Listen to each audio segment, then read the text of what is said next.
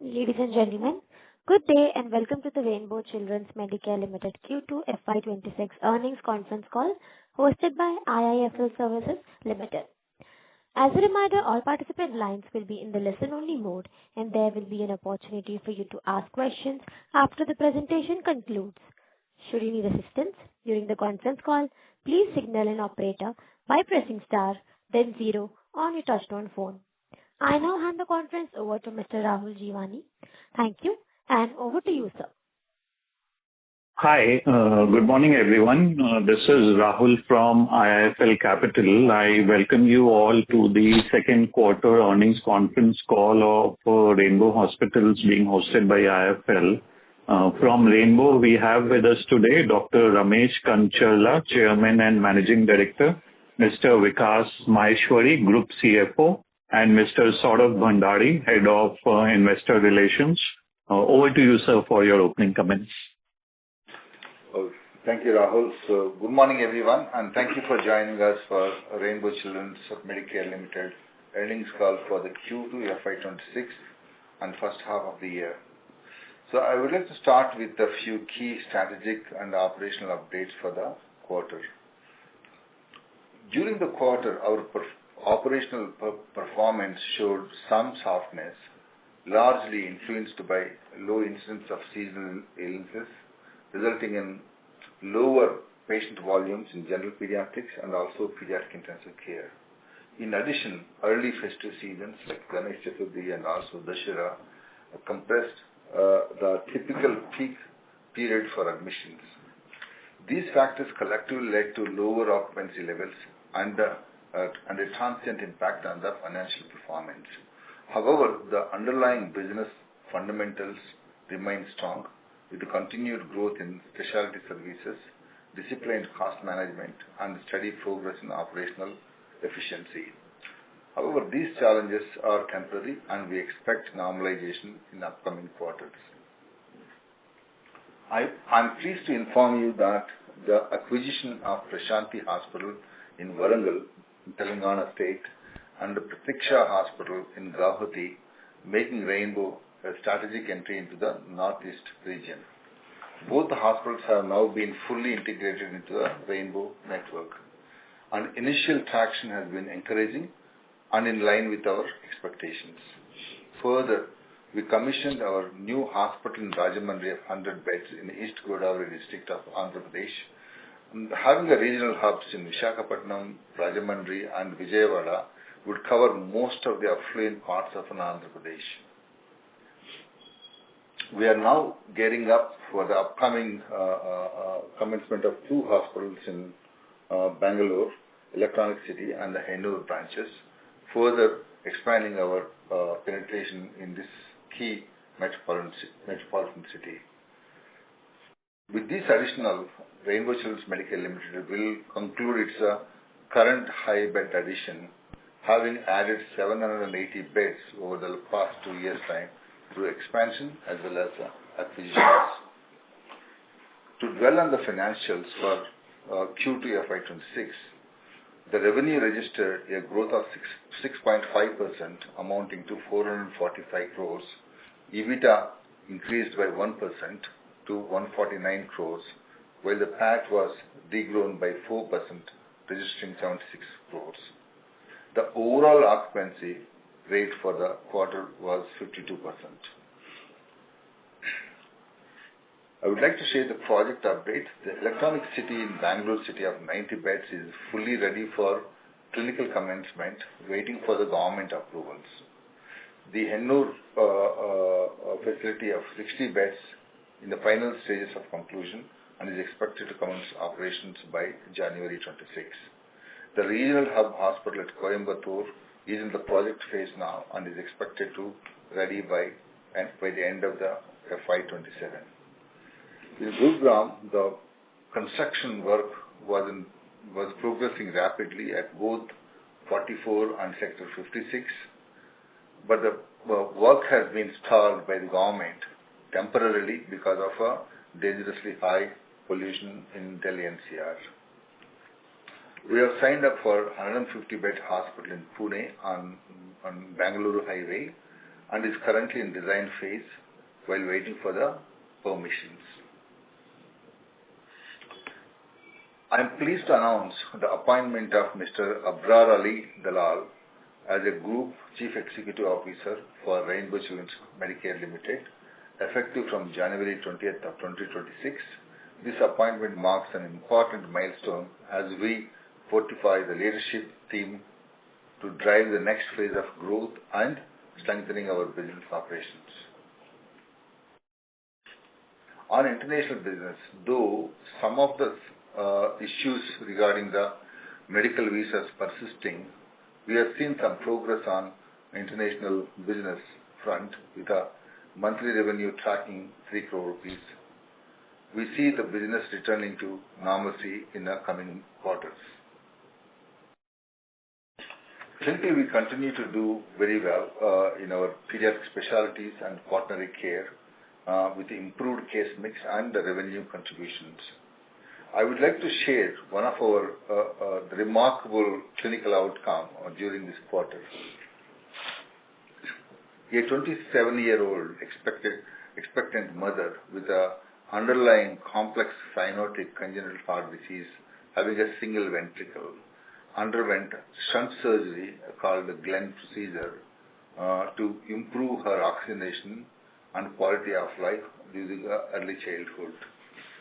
Though the definitive procedure was planned, the family never turned up to the hospital because of a decent quality of life.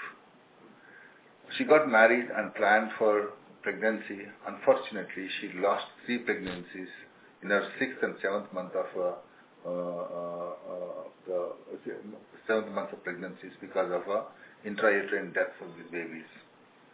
Congenital cardiac conditions which are missed, diagnosed and neglected would end up in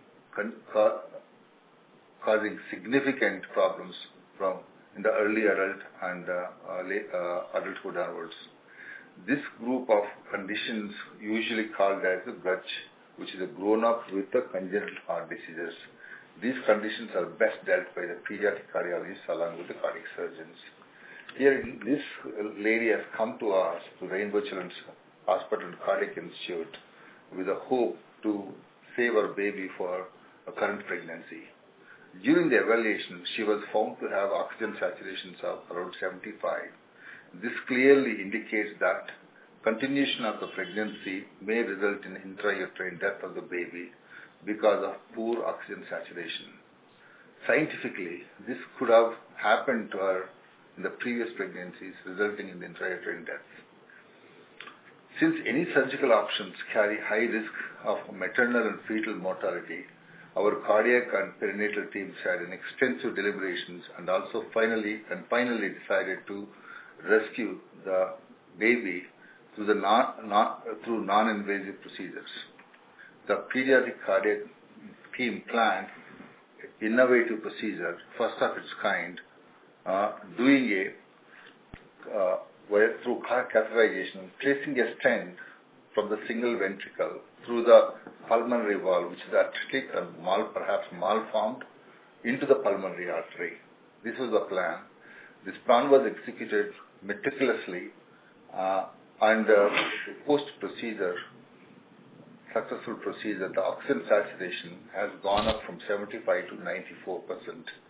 The mother's cardiac assessment post-procedure was extremely satisfactory and the fetal viability was good. This pregnancy was followed up very carefully by the cardiac as well as the perinatal teams and successfully delivered a full-term healthy baby. I was so excited and went down to the teams to celebrate this success. Looking ahead for the second half of FY26, ensure the timely commission of our 2-spoke units in Bangalore, focus on strengthening business operations, delivering sustainable growth across its network, strengthening our sales and marketing function across the key markets to deliver sustainable growth. So let me take this opportunity to thank our medical teams and also leadership teams for their dedication and hard work. We are grateful to our stakeholders for their continued trust in building this incredible healthcare for children and perinatal services. With that, I now hand over the mic to our Group CFO, Mr. Vikas Maheshwari, to take you through the financial details for the quarter. Thank you. Thank you, sir. A very good morning to all of you, and thank you for attending this investors conference. I am pleased to brief you on the financial performance and the key developments of Rainbow Hospitals for the second quarter and the first of FY 25-26. Our operating revenue for the quarter stood at rupees 445 crores, reflecting a growth of 6.5% when compared to the corresponding quarter of the previous financial year. For H1, our revenue stood at 798 crores, reflecting a growth of 6.7% when compared to H1 of the previous financial year. Our EBITDA for the second quarter amounted for rupees 149 crores, marking a muted growth compared to the same period last year. For the H1, EBITDA stood at 253 crore rupees, reflecting a growth of 5% when compared to the H1 of the previous financial year. The EBITDA margin for the current quarter is at 33.5%, while our H1, our EBITDA margin is 31.7%. The profit after tax for the quarter is 75.6 crores, which is marginally lower than the last financial year. For the H1, our PAT stood at close to 130 crores, reflecting a growth of 9% when compared to the H1 of the previous financial year. In terms of the operational performance, outpatient volumes witnessed a growth of 5.7% when compared to the corresponding quarter in the last financial year. The deliveries grew by 6.8% compared to the corresponding period of the last year. Inpatient volumes witnessed steady volumes when compared to the corresponding periods in the last financial year due to the reasons outlined by CMD sir earlier. Our payer mix continued to remain robust, with the balanced with 53% of the revenue coming from the insurance and the balance 47% coming from the cash patients. For the H1, the payer mix stands at 48% with cash and 52% with insurance. I am pleased to inform that the company's balance sheet remains very strong, with a net cash position of roughly 556 crores as of 30th September of this year, and will support our ongoing capital expenditure plan. Given our current cash and anticipated internal accruals in the coming years, we remain confident in our ability to complete all the planned capital expenditure through internal accruals without any debt financing. During the quarter, the company invested close to 261 crore rupees in the capital expenditures towards expanding and enhancing our services at existing and upcoming hospitals, and that includes the acquisition of the Guwahati and the Warangal hospitals. With these insights, I conclude my financial update. I now invite questions and suggestions from the participants. Thank you very much. Thank you very much. We will now begin with the question and answer session. Anyone who wishes to ask a question may press star and 1 on their touchtone telephone. If you wish to remove yourself from the question queue, you may press star and 2. Participants are requested to use handsets while asking a question. Ladies and gentlemen, we will wait for a moment while the question queue assembles. The first question is on the line of Damayanti from HSBC. Please go ahead. Hi, good morning, and thank you for the opportunity. My first question is for Dr. Ramesh. So with the appointment of CEO, how your involvement or how your role will change in the company?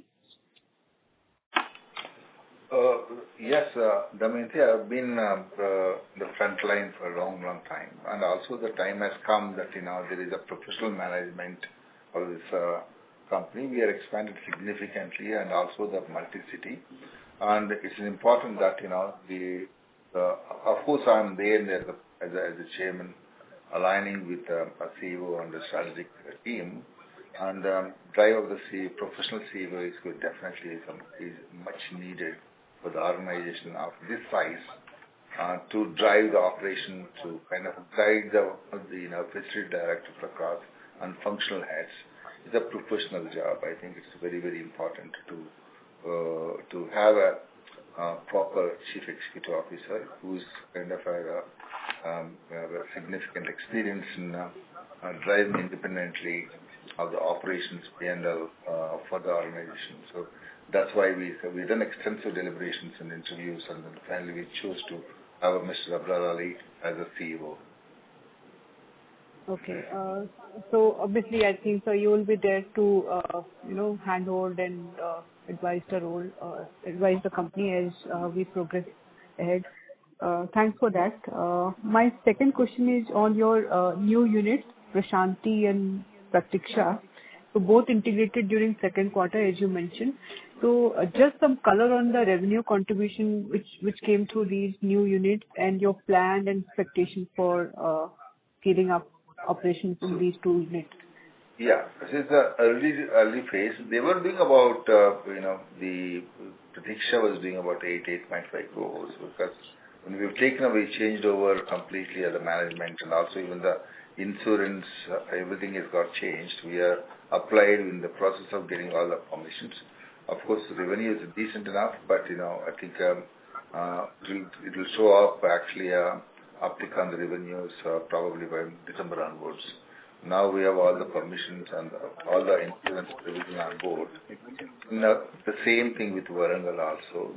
It did take some time being inside tied to a city to obtain all the insurance and those things. There was some decline in the deliveries and those things because of all the insurances have not turned up. So now they're all on the board. Now we expect to see a revenue doing very well in this. We are very happy with these two acquisitions. The integration went very, very well and seamlessly. Both the doctors as well as the staff, nursing, our operating model has been instituted very well. I think that's where we are kind of very optimistic about growth of these two units. Sure. So you are largely done with integrating the entire two units, and maybe from March quarter we will see meaningful pickup in revenues. So just a point, I think Pratiksha, you mentioned 8.5 crore kind of number which came in 2Q, or what? Yeah, it's about lower than that because of the insurances and those ones. The integration was actually with SAP, supply chain, and HRMS and HAS. A lot of things I've done because it was a company which is operated in multiple heads because pharmacy was in a different company, operations in a different company. They were operating on 3-4 companies, so that was a challenge was to integrate all those things and then drive it. But our team has done a great job. I think it's completely operates like a Rainbow Children's Hospital. Got it. That's helpful. And my last question is on your international business. Can you remind us, you mentioned there are some issues and which should be normalized in coming quarters, and then you expect things to pick up? Yes, still the issues remain with Bangladesh and some other markets, like, the visa has not been training for the patients. So, but the overall other areas, the African markets have started becoming more active. So we have kind of where we have left about 1.5 years ago. We come back to the business of 3 crores per month, which was the business before. Slowly, I think it's improving month on month. That's what we can say now. We are hopeful that now it will come back to normal. I think it's not going to be too long time. Okay, sir. Thank you for your response, and I'll get back in the queue. All the best. Thank you. Thank you. A reminder to all participants, you may press star and 1 to ask a question. The next question is on the line of Kritika from Prospera Financial Solutions. Please go ahead. Yes, congratulations on a strong quarter. I actually want to know, like you have mentioned earlier, that the payer mix was roughly 52% insurance and 48% cash in Q1. Has that ratio changed meaningfully in Q2? And more importantly, where do you stand on pricing renegotiation with issuers in your key market? Because with rising specialty case mix and inflation in clinical inputs, Are you confident that the price revision in Hyderabad, Bangalore, and Chennai will come through with the timeline you had guided earlier? Yes, so the payer mix for the quarter 1 and the quarter 7 is more than the same line. There is not much of the change. This is a very balanced mix which we are driving. The good part is that we don't do any government-related schemes businesses since it is a pediatrics. So our payer mix is only cash and insurance. As far as the insurance renegotiations is concerned, I think our team has already concluded for the Hyderabad. For the Bangalore cluster is under negotiation and it's happening. So as and when, so it is a routine business for any healthcare operator, right? For the hospital company, because the insurance keeps falling on some multiple timelines of the life cycle. So as and when it comes, we keep negotiating, and so far we have been very successful in terms of the pricing and hedging against the inflation cost and the type of facility we have built and the type of complex work we do. We have been able to, negotiate it properly with the insurance company so far. So we expect that, yes, we will be able to manage that going forward also. Okay. And my second question is, one of Rainbow's biggest differentiator is your strength in neonatal and pediatric intensive care. Could you share whether NICU and PICU utilization improved in Q2 relative to Q1 and whether that was a meaningful driver for the RBAB recovery? And do you see that NICU capacity approaching constraints in any of your hubs which may require further expansion? So as far as the capacity constraints of the PICU and MICU is concerned, I think whatever the facilities we have is very well built, keeping in the future requirements. So we have a headroom available in most of our hospitals to accommodate these type of patients in our MICU and PICU. So we don't see as of any constraint on such capacity utilization. Moreover, see, we do a hub and spoke model. I don't think there is a problem anywhere accommodating the patients. We always try to see that, based on the demand, and when we do spoke, should we do increase the bed capacity or reduce the bed capacity? We always adjust among the units between them. So that optimization is always done. I think as we move forward in future, what we had an earlier, the number of beds in ICUs, maybe a kind of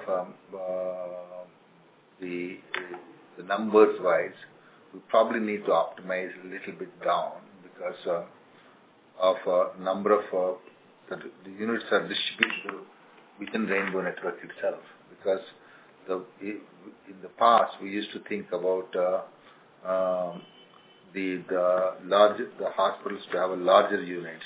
Now because of a lot of micro market driven business, we try to optimize number of beds to see that the efficiency is improved. Okay. Thank you. That was very helpful. Thank you. Thank you. A reminder to all participants, you may press star and 1 to ask a question. The next question is from the line of Bansi Desai from JP Morgan. Please go ahead.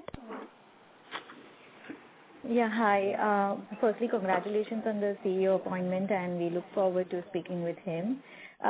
Sir, my first question is that, if we just step back and look at the last 3 to 4 years, while Rainbow has done very well operationally, we've seen seasons, impacting our business probably, twice in the span of last 3 to 4 years. I'm just trying to understand that, is this impact felt similarly across all your units, or is this more pronounced in one region over other? And the second question in continuation to that is that as we look ahead and as we diversify our presence in North and Northeast, should that in any way lessen the impact of seasonality that we are feeling? Yeah. See, the seasonality, by and large, what we see is the southern states behave very similarly. Whether it's Hyderabad or Bangalore and Andhra Pradesh behaves in one cluster. Chennai may be slightly different because the level of monsoons comes little later. But the Andhra Pradesh and Hyderabad and Telangana and the Bangalore kind of follows one pattern. So when we look at the Northeast follows fairly different pattern of a seasonal illnesses. So I think in the North is the fairly kind of again it's the peak seasons is always going to be October, November, December, January because more of pollution driven in the NCR. So this is some degree of variation will be there, but South largely behaves as a one unit. And so, yeah. Please, yeah, carry on. No, sir, I was just saying that, we've entered Northeast, with Prashanti's acquisition, but do we have plans to scale up our presence there? Yeah, firstly, we would like to kind of see that how we can build our specialty footprint there. So we already started some very interesting things in the Northeast. One is that we started transport services. In the last 1.5 months, we've done about 15 road transports, which never had been done in the from Guwahati based and entire Northeast. We've gone far off distances to Shillong and all the areas and done the transports of critically sick children. That's one thing we've done.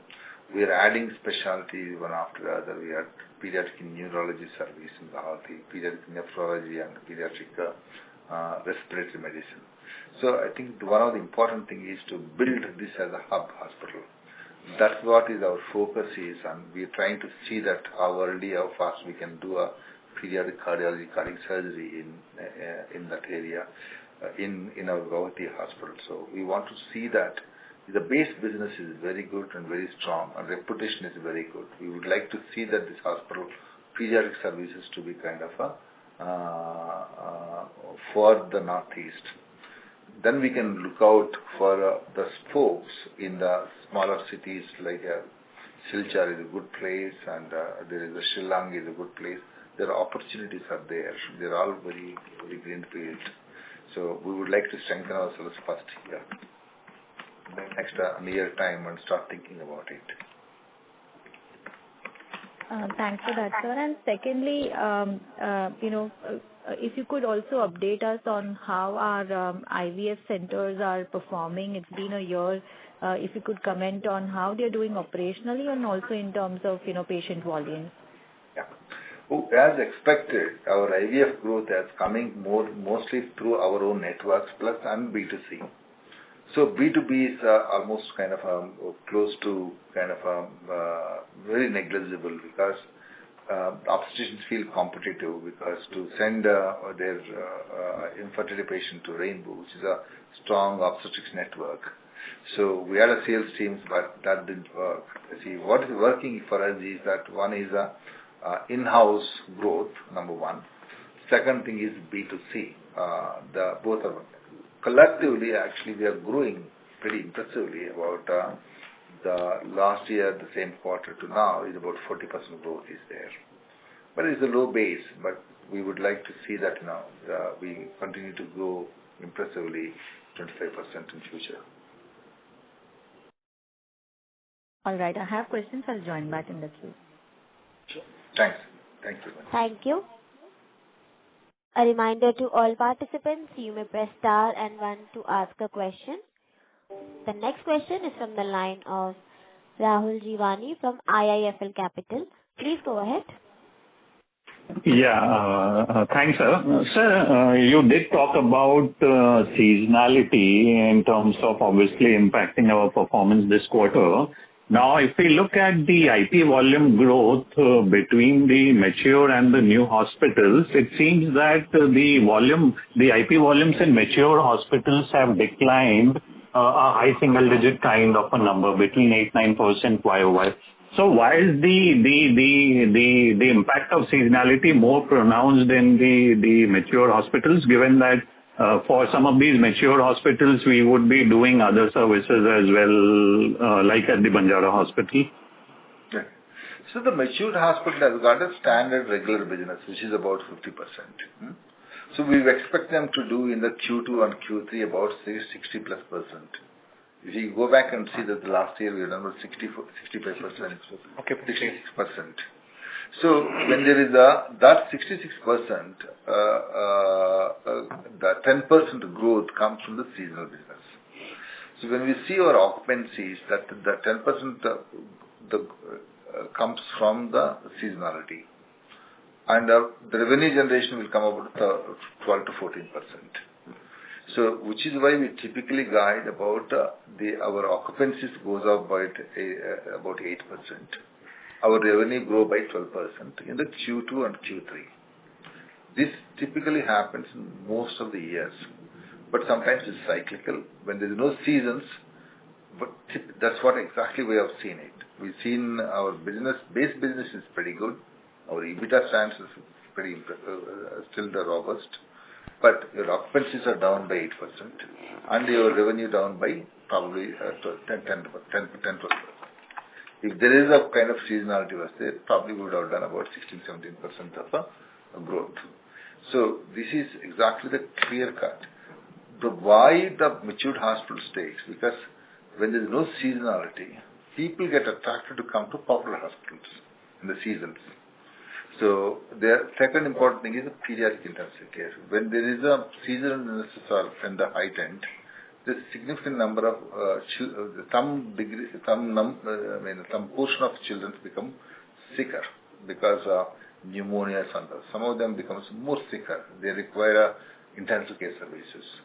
So these two play hand in hand, general pediatrics and pediatric intensive care in the seasonal illnesses duration, which is why we have seen about 8-9% of the dip overall in our occupancies. More we see because in the new units, because they are low base, we don't see much of a difference in the new unit because they are about the 42% businesses. So here you see what higher percentage businesses. So there is a regular fixed business is there about 54% of the business, which is pretty standard. Sure, sir. So this 8 to 10 percentage point occupancy contribution and 12 to 14% revenue contribution from the seasonal business, you seem to indicate that's the contribution at the mature hospital level for 2Q and 3Q generally. Yeah.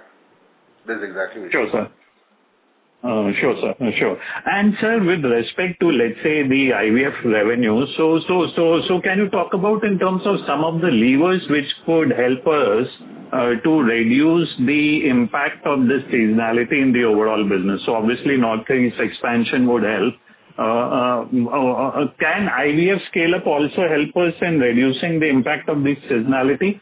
So what is our IVF revenue contribution right now, and where do you see that number settling over the next, let's say, 3 to 5 year period? I think about we come up to about 3.2%. 3.2% of our total top line this year. So I mean it would go up, but I'm not sure how much is going to the percentage. But overall, I think we would do clock about 40 crores plus in the current year, and which is grown almost 50% in the last 3 years' time, year on year. And obviously that you have specialty growth and super specialty growth, and also some of the specialized services what we do, and the rare diseases. These are all the areas we'll occupy as we kind of mature more and more hospitals. Oh, sure, sir. Sure. And sir, the next question I have is, as you indicated that now most of our expansion plans would get completed by FY26, and the next round of expansions would come online in FY29 only. So now as some of these newer hospitals scale up over the next 2-year period, can we see a margin expansion playing out for Rainbow over the next 2 years as some of these newer capacities scale up? No, certainly that. I think what's more important for us is to drive our operations, and also, as I told you in the last earnings call, that now we have a leadership in the sales and marketing, and and who is doing very well. And also now with the CEO joining, I think is strengthening the overall leaderships. And also what we have is the next couple of years time is a very pure play of driving the growth and driving the revenue growth. We'll have to see that. We always guide about 25% is our base EBITDA, pre-AAS EBITDA. We will stick to that. We will continue to drive more top line growth. Sure, sir. And any comments in terms of what kind of a top line growth are you looking at from a next 2-year perspective? I think moving forward, we should do 20% growth. That's what next 2 years is, which we aim at.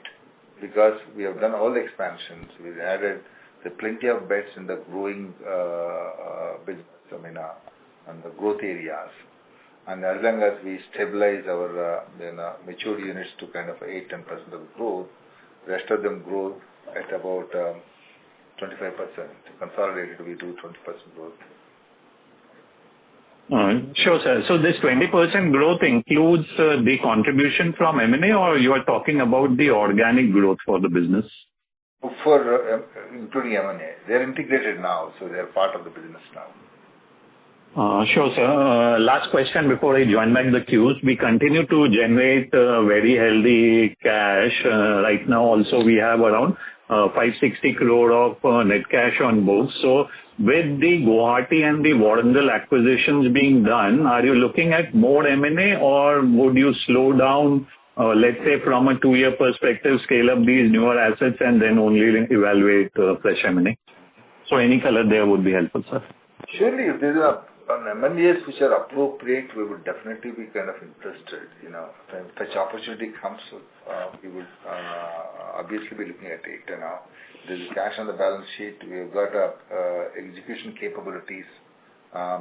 What we look at is that M&As where we can add scale, we can include them into our operating model and add the scale further.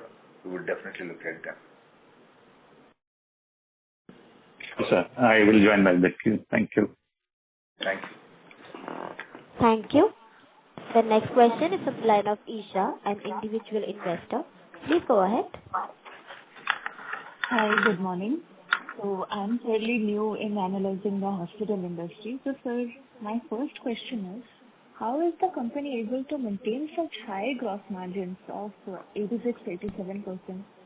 When the industry average is around 73-74%, how are you able to maintain such high gross margins? And my second question is... Yes, sir. You can go ahead. With respect to the gross margin, there is a difference in our specialties and the multi-specialties which are mostly listed. I think the pediatrics and on the maternity space, we are the only company. And in our industry, that is what is the cost of the consumable, which is between 12 to 14%, depending upon mix of the services which you are providing. That is why the gross margins are higher. Yeah. See, because most of the adult hospitals are surgically driven. We are medical hospital. So in medical hospital, the cost of implants and the other is much lower, and hence you see higher gross margins. Okay, sure. So, sir, my second question is, what capex do we expect to incur in H2 FY26? And what prediction should we make for the hub and spoke models bed? What capex per bed should we project going forward? I think the project which is left out is Hennur and Electronic City, which is Bangalore, is happening. I think it's the leftover payment and the Gurugram project which is happening there. So I think for the second half, I think close to 100 crore rupees amount should go. And for our Pune and Coimbatore project for the next 3 years, you should budget close to amount of roughly 600 crores. Okay. And sir, my third question is, how do we see competition affecting the occupancy rates in especially the hub region? Well, so competition will always be there, and also the market also expanding it. It's all a question of how do we navigate ourselves, keep ourselves to grow. The competition in Hyderabad, competition has been there for the last 15, 18 years time. And that competition will continue to grow. So that's the life. I think, we just have to work around and play out our strengths and expand more micro markets and be a dominant player. I think that's the only way forward. Okay. Thank you, sir. Thank you for taking my questions and all the best for your future endeavors. Thank you. Thank you.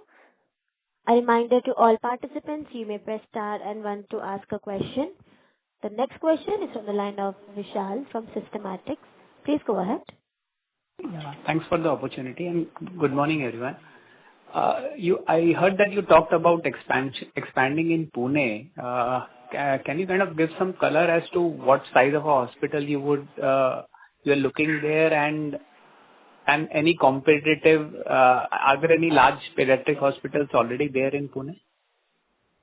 See, in Pune, we are looking at 150 bed, the children's hospital with perinatal services. A lot more focus on children, and this is going to be in the Bangalore highway, closer to the Baner.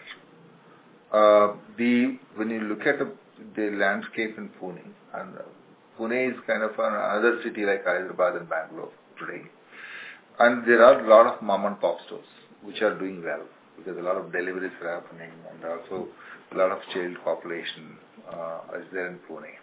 And also it's got a fairly decent, draining areas into Pune.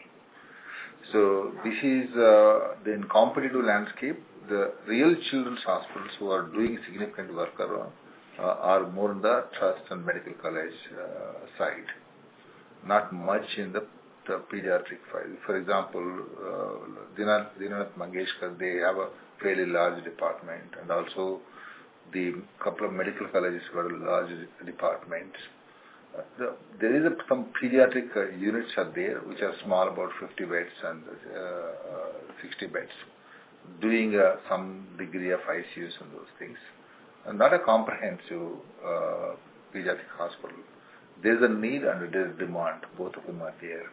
It all depends on what kind of professionals you're going to have it, how you're going to drive your outcomes. Understood, sir. So probably this would be the first pediatric hospital that would have the most broadest suite of services for pediatrics. Exactly. Yeah. That's exactly. And with respect to your existing business, if you could share what percentage of our business is generated from high-end services like transplant, oncology.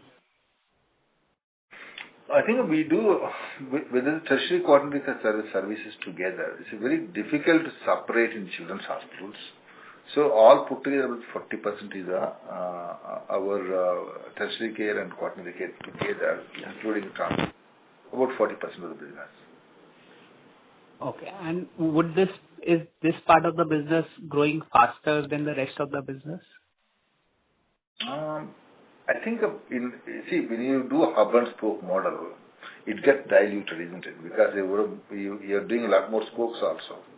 The spokes don't do too much of the high-end care, so you'll get kind of will remain in the kind of the same proportions. For example, if you do more and more spokes, the obstetrics also kind of what we have seen obstetrics from 20% to 25%, now to 30%. So it keeps growing. Dynamics keeps changing because when you do a bed mix of hub and spoke model, this is bound to happen. Okay. And like within our large hub hospitals, Hyderabad, Bengaluru, Chennai, would large part of the high-end care be delivered from Hyderabad, and while Chennai and Bengaluru are yet to catch up?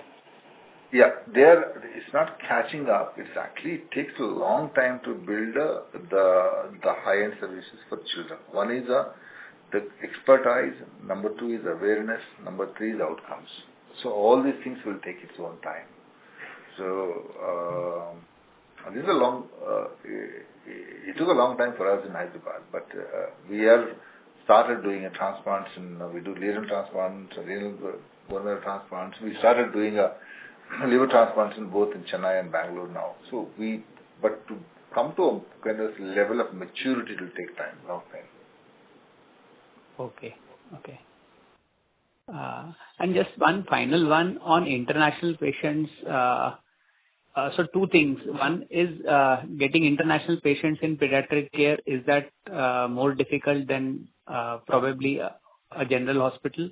And second, what is the current state? Like, do we have a minor contribution coming from the international patients? See, it's a long shot. We are working on it. We started working on international business, and it was going fairly well till the recent geopolitical situations, whatever has happened, the drop in international business with Africa as well as Bangladesh and all over. So I think we are optimistic as we move forward, moving into the future. The international business, even for the pediatrics, is going to be a significant component. That's what my belief. I'm sure we need to do a lot more networking with the doctors in the international markets. For example, the pediatricians or pediatric cardiologists or pediatric specialties, wherever they are. I think that relationship is going to build more business for us. Got it, sir. Got it. But any sense on how large this can become? 10% of the top line, maybe next 5 years or so? I won't put a number, but I think we should aim at 10% at least. Okay. Thank you very much. Yeah, thank you. Thank you. The next question is from the line of Anshul Agarwal from MK Global. Please go ahead. Hi, thank you for the opportunity. Am I audible? Yes. Great. So first, a clarification. I think I mentioned saying that the top line target that we're aiming or targeting is at about 20%. Now, considering that H1 was at 7%, should we or is that any indication around H2 being stronger than the usual H2 versus H1 kind of growth? So, Anshul, let me take this question. So, what Sir has told that 20% CAGR growth is over a period of time. The basis is two. One is that whatever the capacity which we have added, which is a large capacity, is around 47% from the low base, right? There's around 780 beds which we have added, and all the capacity expansion and the super specialty services in our hub hospital at Bangalore, Chennai, and ramp up of the two acquisitions which we have done, the Guwahati and Warangal. So over a period of time, next 2.5 years, 3 years, you should look at the revenue growth of roughly close to 20% CAGR. So this is one. Second half, how it will pan out, it is very difficult to tell. But obviously, we should be just not on the quarter-on-quarter, but over a period of long trajectory. So far, we have been able to deliver 3 years or 5 years CAGR. If you look at it, is roughly 16-17%. Since the bed capacity is large being added, we are optimistic, that we should be able to deliver at around 20% of the growth in next 2.5-3 years CAGR.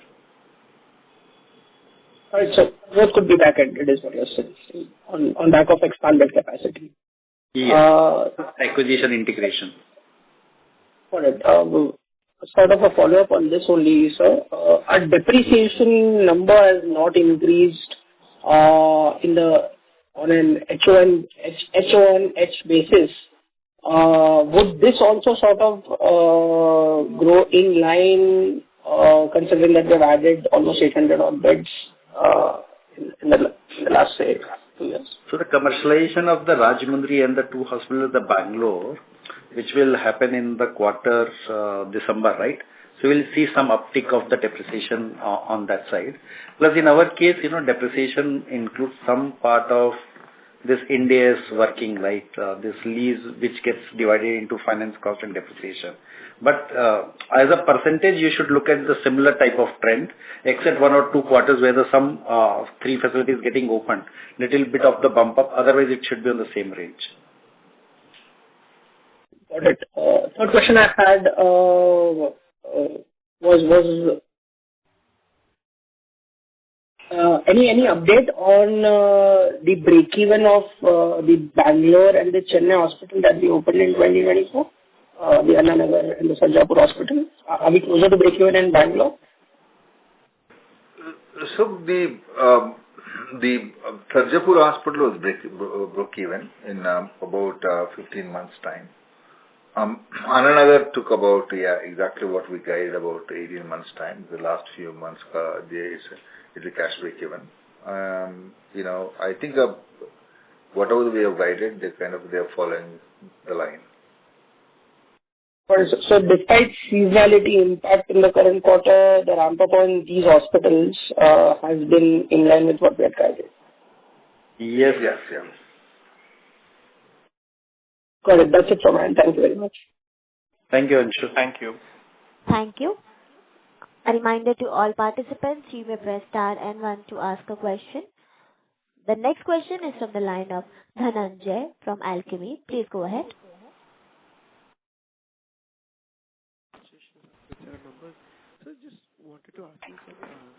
Dhananjay, we are not able to hear you at all. Properly.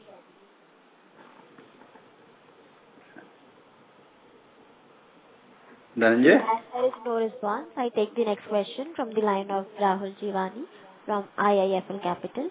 Please go ahead. Yes, sir. Just a few clarifications.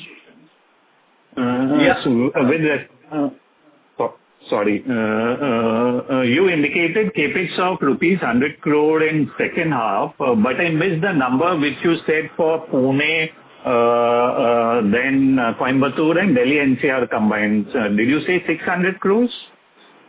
So for including Coimbatore, Pune and Gurgaon, we should be doing some capex of roughly close to 600 crore rupees, Rahul. Sure, sir. And are you including the initial, or let's say the capex which you would have already incurred for the 2 NCR hospitals, or this is the incremental capex over the next, let's say, 2 to 3 years? Rahul, we are building, let us talk about Gurgaon. We are adding roughly close to 450 beds, right? And here the land and building is owned by the company which we are building it up. So it will cost close to 1.5 plus onward for the construction of the whole facility, right? So the capex is large. For that, we have already spent for the land close to 180 and roughly 20-30 crore rupees for the other work for which we have already spent the money. And the balance construction which is progressing over a period of next 2.5-3 years will be spending that much of the amount. So balance, out of that, whatever the amount I have told you, the maximum amount pertains to Gurgaon project. Sure, sir. So 600 crore over, let's say, 27 to 29. Yes, 3 years. Sure, sir. And sir, with respect to the break-even for, let's say, the spoke hospitals, so your spoke hospitals in Bangalore and Chennai achieve break-even within 12 to 18 months. Can you similarly talk about the timelines for some of these regional hospitals which you are setting up in, let's say, the core AP Telangana market? So how much time would a Rajahmundry and a Coimbatore, once they are commissioned, how much time would those hospitals to achieve break-even? Yeah, sure. Rajahmundry would do it in about 15-18 months time. So because the brand visibility in Rajahmundry is very, very high. So if you look at the coastal Andhra Pradesh, every household knows about Rainbow Hospitals. And it is a huge reputation. Every family knows about it. So the Rajahmundry is actually, we started about a month and a half ago. The traction is already pretty good. That's how we look at Rajahmundry. Rajahmundry will get integrated very, very soon. And the network between Rajahmundry, Visakhapatnam and Vijayawada would cover a vast, almost from Srikakulam to right up to Ongole, which is the most potential area for Andhra Pradesh, are going to be covered by these 3 hospitals. And another Nellore district will be covered by the Chennai hospital. So we are there almost from the entire Andhra Pradesh coast till Chennai.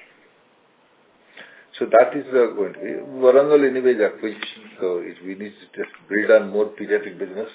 Obstetrics they do very well.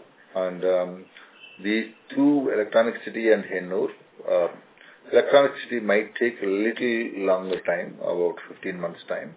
Childr would actually break in 1 year time.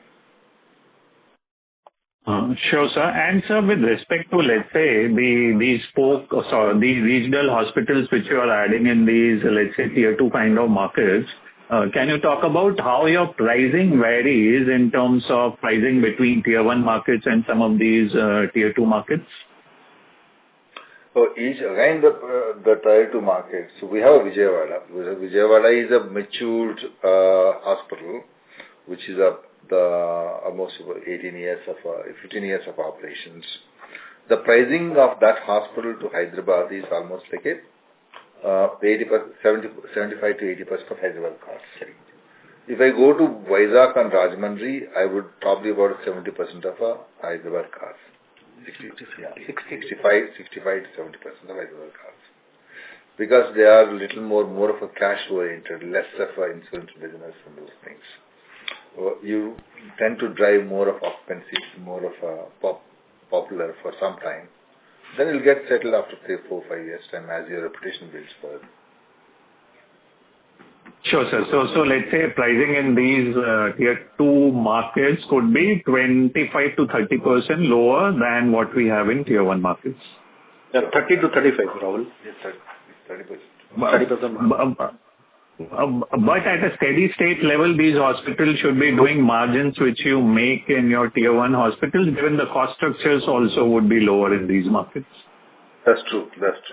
I mean, for example, Vijayawada market has margins of like Hyderabad only. So, I mean, there may be a place like Vizag, there may be the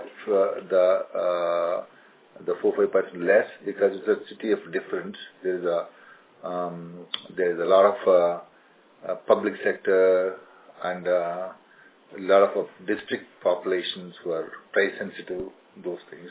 But Rajahmundry is pretty good. Rajahmundry is an affluent part of Andhra Pradesh. Sure, sir. And sir, last question from my side would be on the Delhi hospital, the Madhukar Trust Hospital. Can you talk about in terms of the ramp up at the Madhukar Hospital in terms of how the EBITDA margins are playing out, and what is the balance receivable from the Madhukar Trust in terms of the loan which we have extended to that hospital? Thank you. Yeah, I think that this year we're encouraged to see that it is doing a double-digit EBITDA finally. So, considering this cost structures and model, I think the last the 4-5 months has been consistently doing about double-digit EBITDA, and we see that this business to grow in the next couple of years fairly well. So, however, the EBITDAs in this hospital are not going to be, in the best case scenario, maybe 15-16%, even the best scenarios, because of the free beds. What happens in the free bed in children's hospital? It is when you get sick patients in ICUs and free beds, it drains away a lot of revenue, and that's why it's a low EBITDA margin hospital. Sure. Vikas, in terms of outstanding the receivable from Madhukar Trust? So the principal outstanding remains same, Rahul, is at around 23-24 crore rupees, plus whatever the other things which is there. If you read through our financials, last year we have restructured the repayment schedule of theirs for moratorium and then given us some timelines for the repayment of that. So as on date, the status quo is same as was the 31st March. Sure, sir. And we were also supposed to convert the Rosewalk Hospital from a premium birthing center to, let's say, a regular birthing center. So has that played out? Yeah, it's been done. It's doing well. It's doing much better now. It's difficult to erase that name of luxury from people's minds, but it is doing much better now. I think it's also tracking really well. Sure, sir. That's it from my side. Thank you. Thank you, Rahul. Thank you. As there are no further questions from the participants, I now hand the conference over to the management for closing comments. Thank you for joining today's conference call and for your thoughtful and thought-provoking questions. It is always a pleasure to speak with all of you and take all the questions to clarify. Your continued support is instrumental to our strategic journey. If there are any other further questions, please do connect with Mr. Saurabh Bhandari, who heads our investors relationship, at the emails which is given into our press release. Thank you very much. On behalf of IIFL Capital, that concludes this conference. Thank you for joining us, and you may now disconnect your lines. Thank you.